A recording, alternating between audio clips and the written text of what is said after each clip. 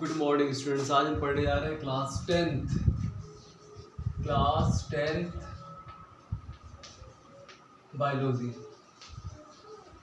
Biology यहाँ पढ़ने जा रहे हैं। और भी न्यूट्रिशन में यहाँ हम लोग न्यूट्रिशन पढ़ने जा रहे हैं। हमने डायग्राम बनाया हुआ है डाइजेशन का।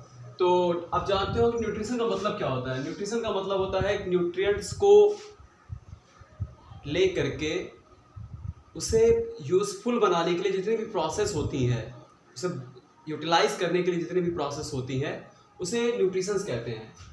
अब न्यूट्रिएंट्स क्या होते हैं? न्यूट्रिएंट्स होते हैं जिससे हमें एनर्जी मिले, हमारे प्रोटोप्लाज्म बने, और दूसरी चीज जैसे और बॉडी को हेल्दी रखा जाए, उन सबको न्यूट्रिएंट्स कहते हैं। जैसे कार्बोहाइड्रेट्स हो गया, प्रोटीन्स हो गई, फैट्स हो गई, विटामिन्स, मिनरल्स, ये सब किसमें आते हैं? न्यूट्रिएंट्स में आते हैं। इन सबको न्यूट्रिएंट्स कहा जाता है।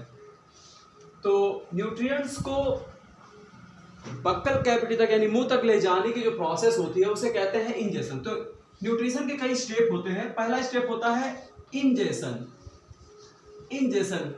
इंजेशन में क्या होता है ना, किसी भी लिविंग ऑर्गेनिज्म के द्वारा फूड को अपने बक्कल कैविटी मुंह तक ले जाने की जो प्रोसेस होती है उसको कहते हैं इंजेशन। तो ये डिफरेंट टाइप के ऑर्गेनिज्म में अलग अलग तरीके से होता है। अब जैसे अमीबा है, तो एक अमीबा है, तो अमीबा क्या करता है? अमीबा फाइगोसाइटोसिस करता है, सूडोपोडिया बन जाती है। सूडोपोडिया से वो फूड को इनगल्फ कर लेता है, अपने अंदर ले जाता है। तो इंजेशन इस तरह का होता है। हम लोग यहाँ पढ़ने जा रहे हैं ह्यूमन के बारे में।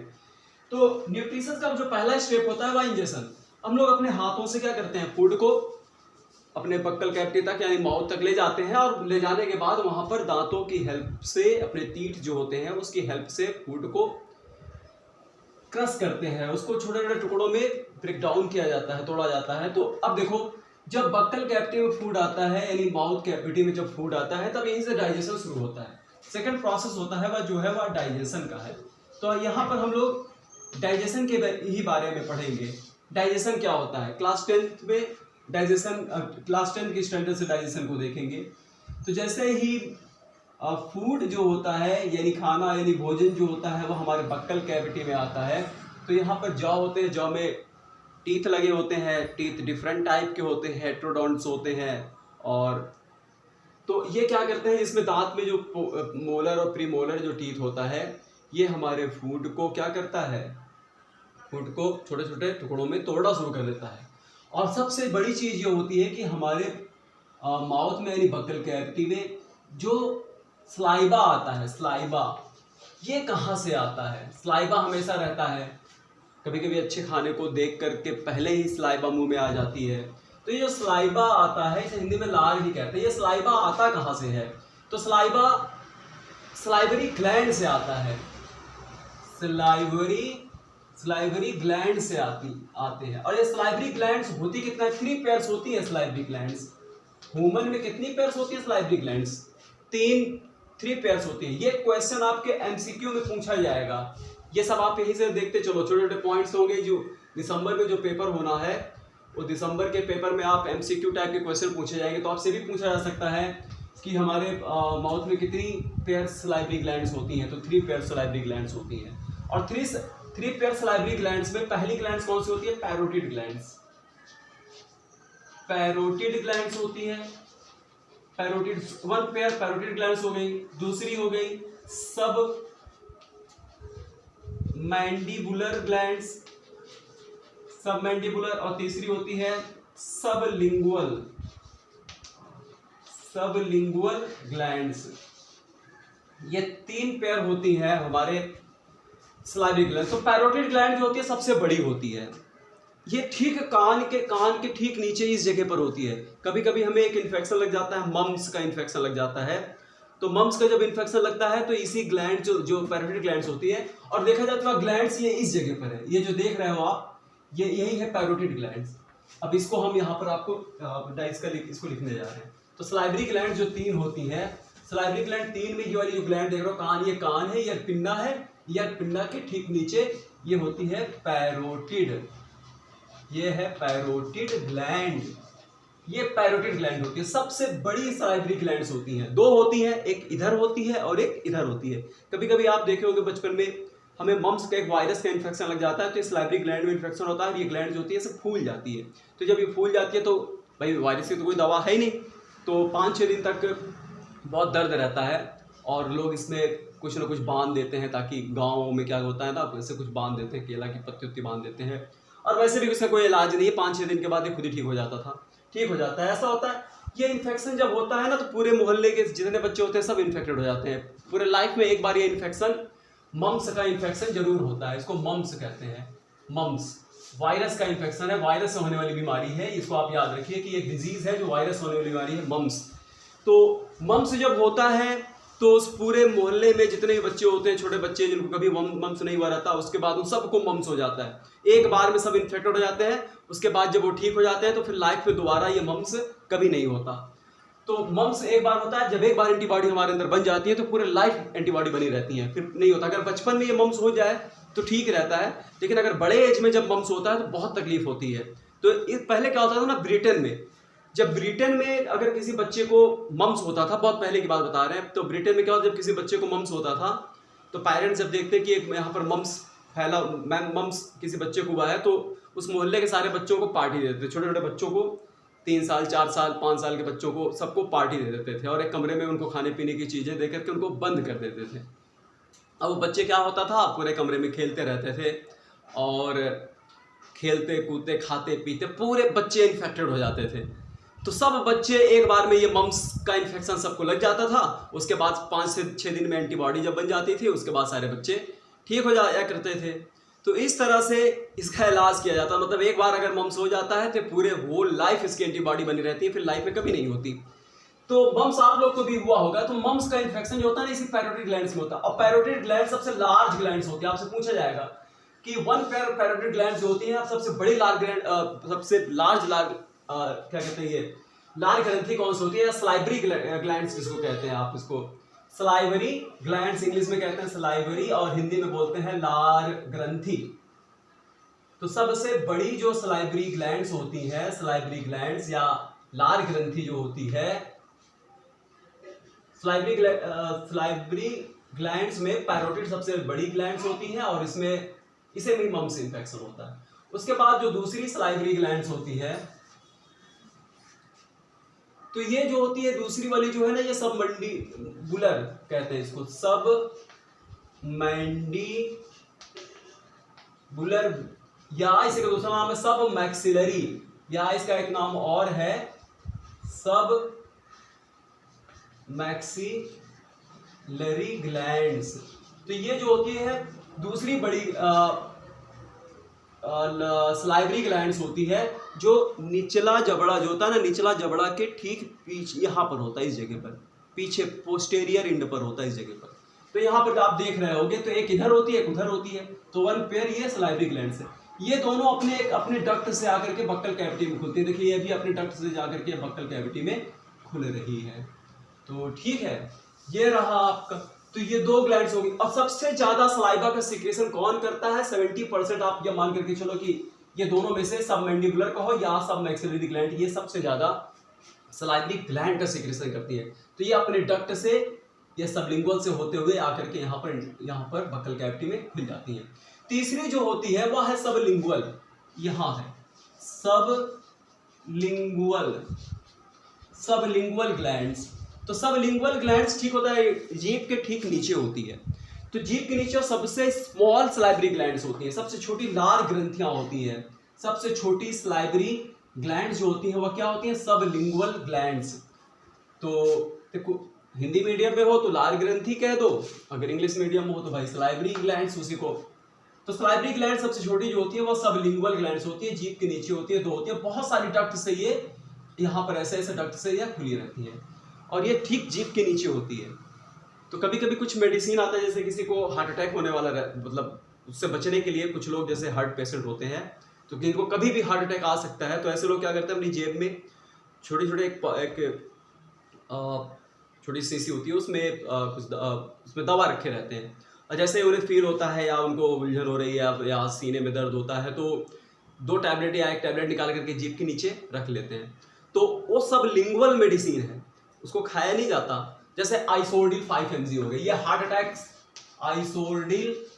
आइसोडिल 5 mg। ये आइसोडिल जो होता है ना, हार्ट अटैक अगर किसी को आता है, अगर ये दवा तुरंत उसकी जीभ के नीचे चली जाए तो वैसोडायलेटर होती है, हमारे कोरोनरी आर्टरी को ये फैला देती है, जिससे ब्लड का सर्कुलेशन बढ़ जाता है और पेशेंट को हॉस्पिटल तक पहुंचाया जा सकता है।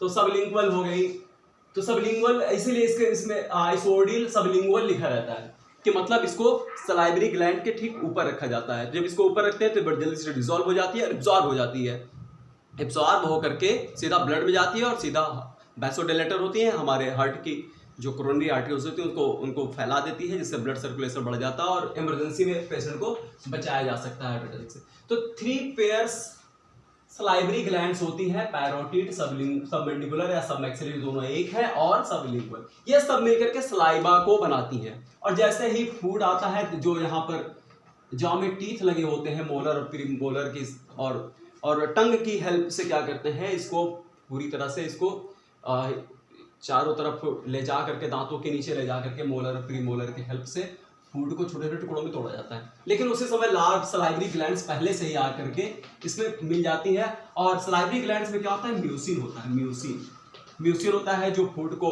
लसलसा बना देता है, म्यूकस होता है इसमें म्यूसिन में, और कुछ वाटर भी होते हैं, वाटर भी रहता है इसमें, और दूसरा चीज साल्ट्स भी होते हैं, और सबसे इंपॉर्टेंट चीज है कि एक एंजाइम होता है टाइलिन एंजाइम होता है। टाइलिन एंजाइम क्या होता है, टाइलिन एंजाइम स्टार्च को डाइजेस्ट करने वाला एंजाइम होता है। टाइलिन एंजाइम क्या होता है, टाइलिन एंजाइम जो होता है जो स्टार्च होती है। स्टार्च का मतलब जानते हो क्या होता है, स्टार्च एक तरह का कार्बोहाइड्रेट होता है। देखो प्लांट क्या करते हैं, कार्बोहाइड्रेट बनाते हैं, फिर कार्बोहाइड्रेट को वो अपने अंदर स्टोर कर लेते हैं, जैसे पोटैटो में स्टोर कर लिया, या तो जड़ जैसे मूली रेडिस हो गया वहाँ पर स्टोर कर लिया, या प्लांट्स पत्तियों में स्टोर कर लिया, कहीं भी वो प्लांट्स अपना स्टोर कर लेते हैं। तो जो स्टोरेज कार्बोहाइड्रेट होता है उसको कहते हैं स्टार्च। और एक भी याद रखना, किसी एनिमल के अंदर जब कार्बोहाइड्रेट स्टोर होता है तो उसको कहते हैं ग्लाइकोजन। तो ये बात हमेशा याद रखना, स्टार्च बहुत आएगा।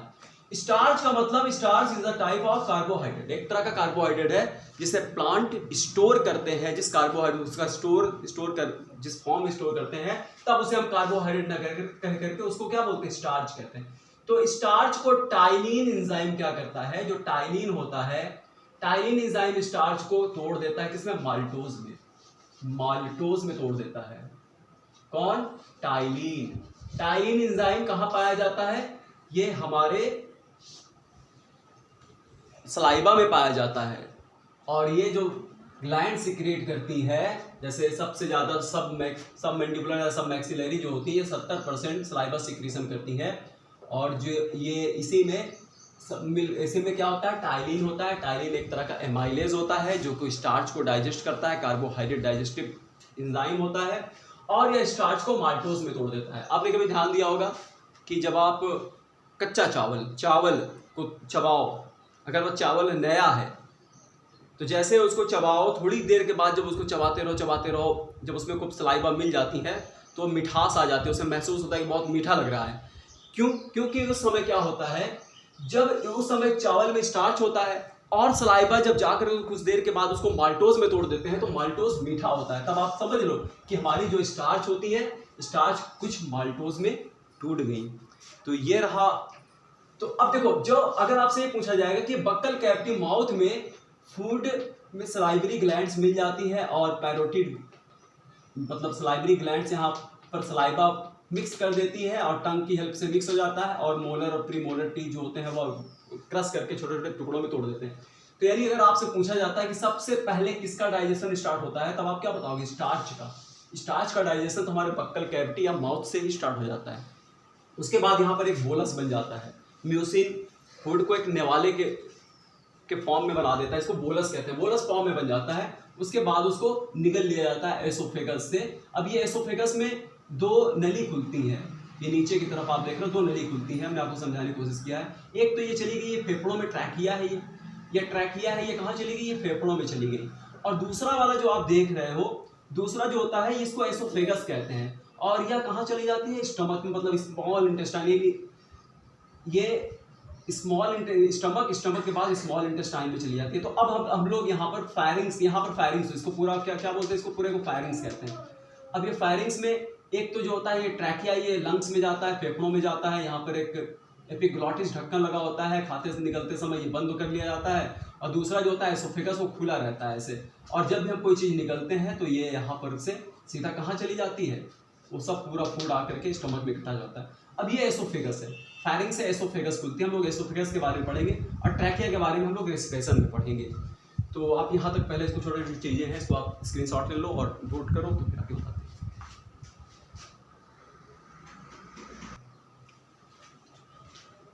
ये सब चीज़ें आप देख लीजिए, थोड़ा सा ये सब कट गया था, ये सब नाम लिखा हुआ है, इसका स्क्रीनशॉट ले लीजिए आप।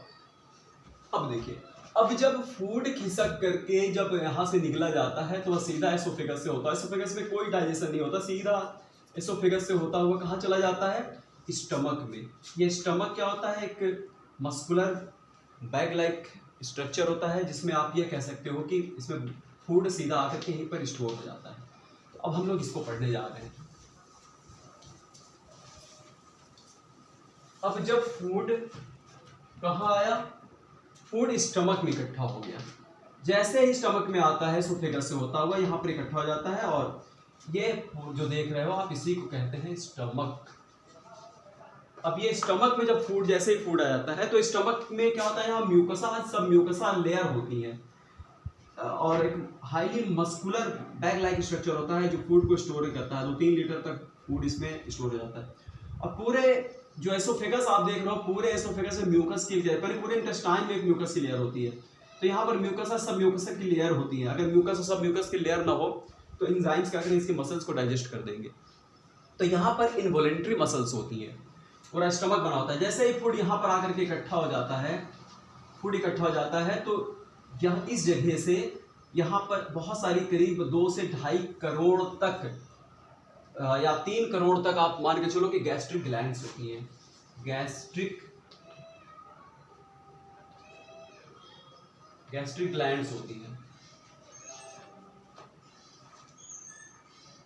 गैस्ट्रिक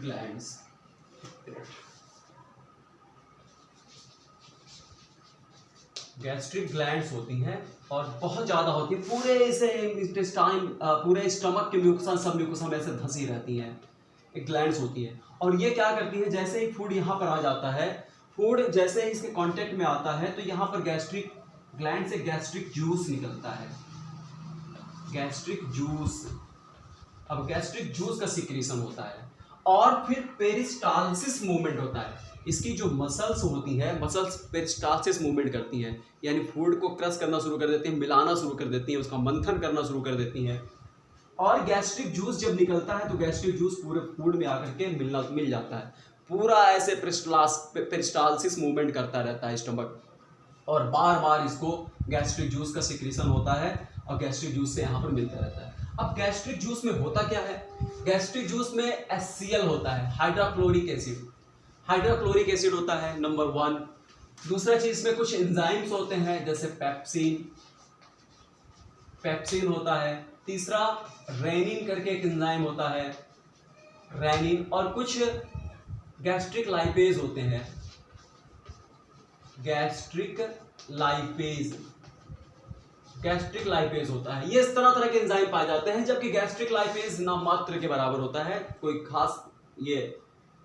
तो अब देखो, अब क्या होता है, गैस्ट्रिक जूस में HCl होता है, पेप्सिन होता है, रेनिन होता है, और गैस्ट्रिक लाइपेज होता है। ये भी क्या होते हैं, फूड में आकर के मिलना शुरू कर देते हैं। और ये यहाँ पर आप देखो, यहाँ पर एक लीवर होता है, ये लीवर है, ये हिस्सा जो आप देख रहे हो ये लीवर है, इसको लीवर। और ये गैल ब्लैडर आप देख रहे हो, गैल ब्लैडर, तो अभी ये गैल ब्लैडर है, तो ये गैल ब्लैडर हो गया, इसको आप गैल ब्लैडर कहते हैं, गैल ब्लैडर हो गया। तो अभी यहाँ तो इस लीवर और गैल ब्लैडर काम बाद में शुरू होगा, जब फूड स्टमक में आएगा, स्टमक से निकल करके ड्यूडेनम में आएगा। तो आप यहाँ देख रहे हो, ये पूरा बैग लाइक स्ट्रक्चर जो है ये स्टमक है, और यहीं पर एक ग्लैंड्स होती है, इस ग्लैंड्स को कहते हैं पैंक्रियाज। यहाँ पर एक ग्लैंड्स आप जो देख रहे हो, ये पैंक्रियाज है, पैंक्रियाज हो गया। ये गैस्ट्रिक जूस, गैस्ट्रिक ग्लैंड्स निकालती हैं, स्टमक से गैस्ट्रिक ग्लैंड्स होती हैं जो कि गैस्ट्रिक जूस निकालती है। ये पैंक्रियाज है। और जो आप इसको अभी हम बाद में बताएंगे, अभी हम जो आपको बताने जा रहे हैं वो डाइजेशन केवल स्टमक में बताने जा रहे हैं कि स्टमक में कितना डाइजेशन होता है। उसके बाद यहाँ से स्मॉल इंटेस्टाइन निकलती है, और स्मॉल इंटेस्टाइन यू जैसे मुड़ी हुई होती है, तब इसको कहते हैं ड्यूडेनम, ड्यूडेनम कहते हैं। लेकिन अभी हम ड्यूडेनम के बारे में नहीं पढ़ने जा रहे हैं, हम क्या पढ़ने जा रहे हैं, अभी हम स्टमक में डाइजेशन ही स्टमक में पढ़ रहे हैं। तो गैस्ट्रिक ग्लैंड से गैस्ट्रिक जूस निकलता है। क्या निकलता है,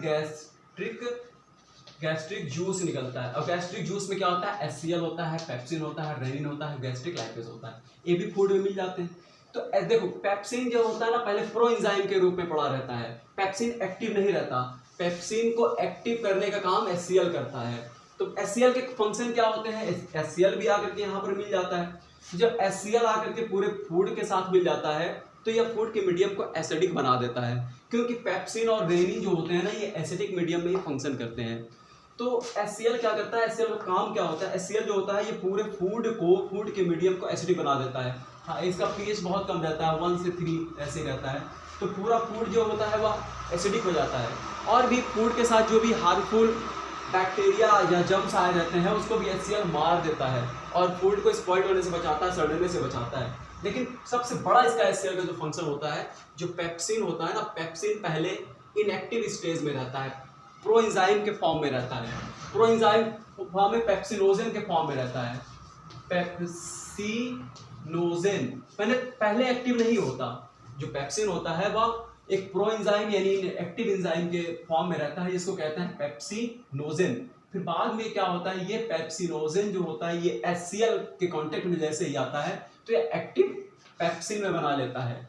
तो पेप्सिन क्या होता है, अब जब ये पेप्सिनोजेन कन्वर्ट किसमें हो गया, पेप्सिन में। पेप्सिन में जब ये कन्वर्ट हो जाता है तो पेप्सिन का काम क्या होता है, ये एक प्रोटीन डाइजेस्टिव एंजाइम है। ये प्रोटीन को डाइजेस्ट करने वाला प्रोटीन डाइजेस्टेड एंजाइम होता है। ठीक है, ये क्या है, ये आपसे क्वेश्चन पूछता है, एग्जाम में पूछेगा कि प्रोटीन क्या है। प्रोटीन क्या है, प्रोटीन जो है वह एक पेप्सिन क्या है, पेप्सिन एक प्रोटीन डाइजेस्टेड एंजाइम है। ये देखो प्रोटीन क्या होती है, प्रोटीन एक मॉलिक्यूल्स की लंबी चेन होती है, तो उसको वह बीच में छोटे छोटे टुकड़ों में तोड़ देता है। तब आप ये कह सकते हो कि जो प्रोटीन होती है, प्रोटीन टूट जाती है किसमें, प्रोटीन्स को या तोड़ देता है, प्रोटीन डाइजेस्टेड एंजाइम है, और या प्रोटीन को तोड़ देता है किसमें, प्रोटियोजेज में। प्रोटियोजेज, पेप्टॉन्स और पॉलीपेप्टाइड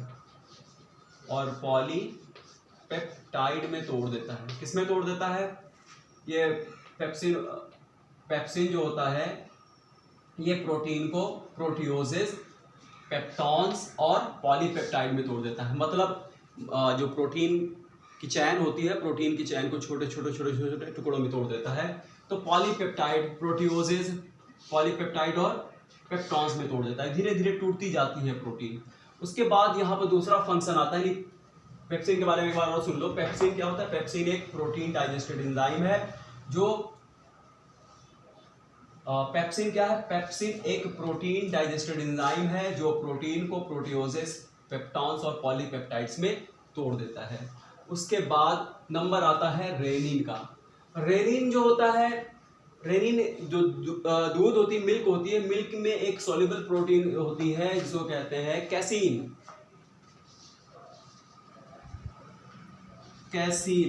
तो कैसीन को ये कैल्शियम के प्रेजेंस में कैसीन को एक सॉलिड कैल्शियम पैराकैसिनेट में चेंज कर देता है। कैल्शियम पैराकैसिनेट में चेंज कर देता है। कौन, रेनिन करता है। तो कैल्शियम पैराकैसिनेट में जब इसको चेंज कर देता है तो जो दूध होता है वह थोड़ा सॉलिड स्टेज में आ जाता है, और फिर बाद में पेप्सिन आकर के उसके एंजाइम्स को डाइजेस्ट कर देते हैं। लेकिन ऐसा कहा जाता है कि रेनिन जो होता है यह केवल छोटे छोटे बच्चों में पाया जाता है, बड़ों में ये नहीं पाया जाता, बल्कि यह काम पेप्सिन ही करता है। इसीलिए छोटे छोटे बच्चे जो होते हैं घर में, जो 1 महीने 2 महीने 3-4 महीने के बच्चे जो होते हैं, वो पीते तो हैं दूध, लेकिन उनकी आदत होती है उगलने की, उगल देते हैं। जब उगलते हैं तो दूध देखो तो छोटा छोटा ऐसे सॉलिड स्टेट में थक्का बना रहता है, क्योंकि उनको अंदाज तो रहता है ना, उनकी मम्मी को अंदाज रहता है, वो दूध पिलाए पड़ी रहती है। और जब ज़्यादा स्टमक में जाता है तो स्टमक से बाहर निकल जाता है। थोड़ी देर के बाद जैसे ही वो निकलता है तो वह मतलब वो कैल्शियम पैराकैसिनेट के फॉर्म में निकल आता है, बाहर उल्टी कर देते हैं, वोमिटिंग कर देते हैं। तो ये रेनिन हो गया। तो रेनिन क्या करता है, रेनिन का काम यही है कि जो मिल्क की सॉल्युबल प्रोटीन होती है कैसीन, उसको कैल्शियम पैराकैसिनेट में चेंज कर देता है। और बड़ों में ये नहीं पाया जाता, केवल बच्चों में पाया जाता है। उसके बाद गैस्ट्रिक लाइपेज, लाइपेज का मतलब होता है कि ये एक फैट डाइजेस्टिव एंजाइम है, लेकिन इसका डाइजेशन ना मात्र ही होता है, इसका डाइजेशन नहीं होता। फिर स्टमक में जब फूड कुछ आधे घंटे के बाद जब इसे फूड का जब यहाँ पर खूब डाइजेशन हो जाता है और पेस्टलेसिस मूवमेंट से, तो यहाँ का जो फूड होता है ना वो पेस्ट लाइक हो जाता है, एकदम पेस्ट जैसा हो जाता है। जैसे टूथपेस्ट देखे हो, टूथपेस्ट लेई वैसे हो जाता है। तब फूड के उस स्टेज को कहा जाता है काइम। काइम कहते हैं, क्या बोलते हैं उसको, CHYME, काइम कहते हैं। कुछ लोग इसको चाइम भी कहते हैं। तो यहाँ पर डाइजेशन हो जाने के बाद, जब फूड का डाइजेशन स्टमक में हो जाता है, तो फूड जो होता है वह पेस्ट लाइक बन जाता है, टूथपेस्ट जैसा होता है ना, पेस्ट ले के जैसा हो जाता है, तो पेस्ट की तरह हो जाता है। तब फूड के स्टेज को कहते हैं काइम। और काइम का डाइजेशन हो जाने के बाद स्टमक में फिर इसका काम खत्म हो जाता है। फिर फूड खिसक करके ड्यूडेनम में आता है, स्मॉल इंटेस्टाइन की तरफ जाता है। फिर स्मॉल इंटेस्टाइन में डाइजेशन कैसे होता है, इसको अब आपको बताएंगे नेक्स्ट वीडियो में, कि जब फूड काइम खिसक करके जब ड्यूडेनम में आता है, तो अभी आप इतना जान लीजिए कि इस पार्ट में आपको केवल डाइजेशन हमने बताया है, डाइजेशन केवल स्टमक में ही बताया। स्टमक में डाइजेशन हो जाने के बाद पेस्ट जैसा बन गया, जिसको हम लोग कहते हैं काइम। काइम खिसक करके ड्यूडेनम में आता है। फिर ड्यूडेनम में जबरदस्त तरीके से डाइजेशन होता है। और यहाँ पर दो तरह की ग्लैंड्स खुलती हैं ड्यूडेनम में। एक तो होती है पैंक्रियाज होती है, दूसरा होता है लीवर ये रहता है। लीवर क्या करता है ना, लीवर के दो लोब्स होते हैं, लीवर के दो लोब्स होते हैं। और ये लीवर बाइल बनाता है, और बाइल आता है गैल ब्लैडर में स्टोर रहता है। ये गैल ब्लैडर है, गैल ब्लैडर में स्टोर रहता है। उसके बाद जैसे ही फूड ड्यूडेनम में आता है, तो यहाँ पर से कॉमन बाइल डक्ट चलती है, और यहाँ से पैंक्रियाटिक जूस के साथ मिल करके, तो ये पैंक्रियाटिक जूस का सिक्रेशन करता है, और फिर यहाँ पर आकर के फूड यहाँ पर मिल जाता है। तो अब हम लोग लीवर, यहाँ जो लीवर है, लीवर का फंक्शन क्या करता है, कैसे होता है, इसके बारे में बताएंगे। लीवर बाइल जो बनाता है, बाइल का सिक्रेशन और पैंक्रियाटिक जूस का सिक्रेशन, इसके बारे में अब आपको नेक्स्ट वीडियो में बताएंगे। Thank you.